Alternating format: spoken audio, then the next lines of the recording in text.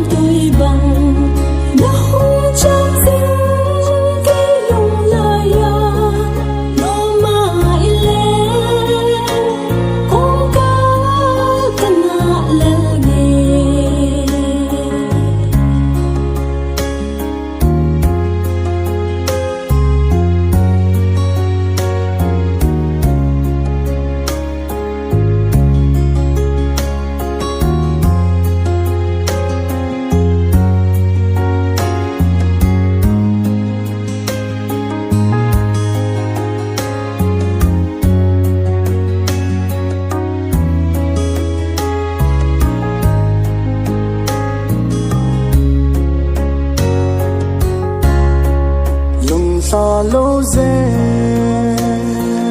go la sen nei ke long lo lung se ka chan na hi ngai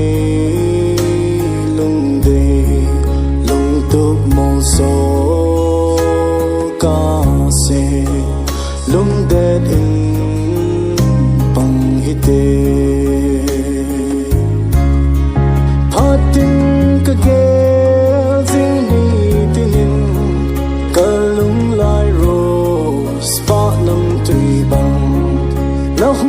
Sam sing ki lung lai a no ma ile khom ka kana lal nge kamon na nang ma na he o kasen ngai no chu lovin pa zingo